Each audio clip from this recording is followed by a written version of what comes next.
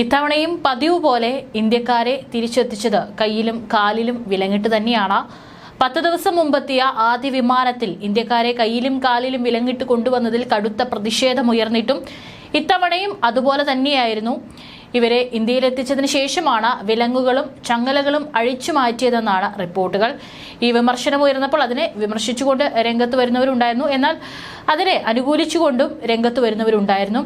കാരണം മെക്സിക്കോ പോലുള്ള രാജ്യങ്ങളിലേക്ക് ഇത്തരത്തിൽ അമേരിക്കയിൽ നിന്ന് ആളുകളെ കയറ്റി അയക്കുമ്പോൾ അവരോടും ഇതേ രീതി തന്നെയായിരുന്നു അമേരിക്ക പിന്തുടർന്നിരുന്നത്. കാരണം അവരിൽ കൂടുതലും ക്രിമിനൽസ് ആയിരുന്നു. അതുകൊണ്ട് തന്നെയാണ് അത്തരത്തിൽ കൈവിലങ്ങ് വെച്ചും കാൽവിലങ്ങും വെച്ചും അവരുടെ രാജ്യത്ത് കൊണ്ടിറക്കിയത് എന്നായിരുന്നു അമേരിക്ക പറഞ്ഞിരുന്നത്.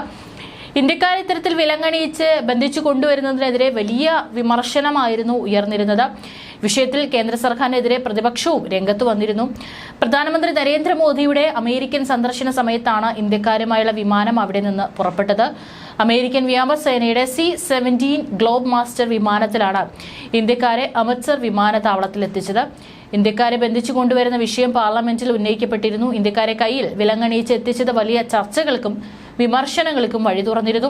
രൂക്ഷ വിമർശനങ്ങൾ ഉയരുന്നതിനിടെ കുടിയേറ്റക്കാരോട് അനുഭാവപൂർണമായ സമീപനം ഉണ്ടാവണമെന്നാവശ്യപ്പെട്ട് കേന്ദ്ര വിദേശകാര്യമന്ത്രി S. ജയശങ്കർ US അധികൃതരുമായി ചർച്ച നടത്തിയിരുന്നു. വിഷയത്തിൽ ഇന്ത്യക്കാരെ മോശക്കാരാക്കി കൊണ്ടുവരാതിരിക്കാൻ സർക്കാർ ശ്രമിക്കുമെന്നും ജയശങ്കർ പറഞ്ഞിരുന്നു. കൈകാലുകൾ ബന്ധിച്ചിരുന്നെന്നും ഇന്ത്യയിലേക്ക് നാടുകടത്തുകയാണെന്ന് അറിയിച്ചിരുന്നുവെന്നാണ് ഇപ്പോൾ ഏറ്റവും ഒടുവിലായിട്ട് വന്നിറങ്ങിയിട്ടുള്ള പഞ്ചാബ് സ്വദേശിയായ മൻദീപ് സിംഗ് എന്ന് പറയുന്ന വ്യക്തി മാധ്യമങ്ങളോട് പറഞ്ഞത്. ഫെബ്രുവരി 5-ന് എത്തിയവരെ പോലെ കൈകളിൽ വിലങ്ങണിയിച്ചു, കാലുകൾ ചങ്ങലക്കിട്ടാണ് നാട്ടിലെത്തിച്ചത്. മാത്രമല്ല, ഇത്തവണ വന്നവരിൽ അനധികൃതമായി കുടിയേറാൻ ശ്രമിച്ച് പിടിയിലായതിനെ തുടർന്ന് അമേരിക്ക നാടുകടത്തിയ ഇന്ത്യക്കാരിൽ 2 പേർ കൊലപാതക കേസിലെ ക്രിമിനലുകളാണ്. അവരെ ഇപ്പോൾ പഞ്ചാബ് പോലീസ് അറസ്റ്റ് ചെയ്തിരിക്കുകയാണ്. മറ്റുള്ള രാജ്യങ്ങളിലേക്ക് ഇതുപോലെ കയറ്റി അയക്കുന്ന സമയത്ത് അവരിലും ക്രിമിനൽസ് ഉണ്ടെന്നുള്ള ഒരു അറിയിപ്പ് അമേരിക്ക നൽകിയിരുന്നു. ഇപ്പോൾ ഇന്ത്യയിലേക്ക് വന്നിട്ടുള്ള 2 പേർ ക്രിമിനലുകളാണ്. കൊലപാതക കേസിൽ ഇവിടെ നിന്ന് അവർ ഒളിച്ചോടിയതാണ്. ശനിയാഴ്ച രാത്രി അമൃത്സർ വിമാനത്താവളത്തിൽ അമേരിക്കയുടെ C-17 സൈനിക വിമാനത്തിൽ എത്തിച്ച 116 പേരിൽ പട്യാല ജില്ലയിലെ രാജ്പൂരിൽ നിന്നുള്ള 2 യുവാക്കളെയാണ് പോലീസ് പിടികൂടിയത്. 2023 രജിസ്റ്റർ ചെയ്ത കൊലപാതക കേസിൽ പ്രതികളായ സണ്ണി എന്ന സന്ദീപ് സിംഗ്, പ്രദീപ് സിംഗ് എന്നിവരെ അറസ്റ്റ് ചെയ്തതായി സീനിയർ പോലീസ് സൂപ്രണ്ട് നാനക് സിംഗിനെ ഉദ്ധരിച്ച് ദേശീയ മാധ്യമങ്ങളെല്ലാം തന്നെ റിപ്പോർട്ട് ചെയ്യുന്നുണ്ട്.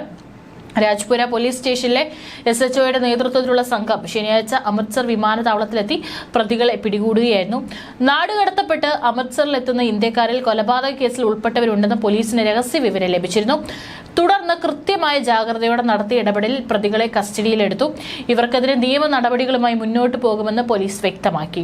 2023 ജൂണിലാണ് സന്ദീപിനും മറ്റ് 4 പേർക്കുമെതിരെ രാജ്പുര പോലീസ് കൊലപാതക കുറ്റം ചുമത്തി കേസ് രജിസ്റ്റർ ചെയ്തത്. പിന്നീട് നടന്ന അന്വേഷണത്തിൽ സന്ദീപിനും കേസിൽ പങ്കുണ്ടെന്ന് വ്യക്തമാവുകയും FIRൽ പേര് ചേർക്കുമായിരുന്നു.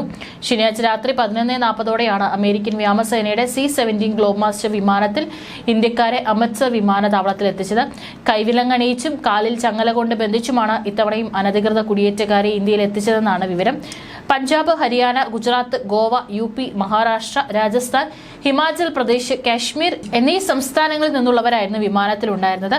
ഈ ആഴ്ച തന്നെ 3 വിമാനങ്ങളിലായി കൂടുതൽ അനധികൃത കുടിയേറ്റക്കാരെ അമേരിക്ക ഇന്ത്യയിൽ എത്തിക്കുമെന്നാണ് വിവരം.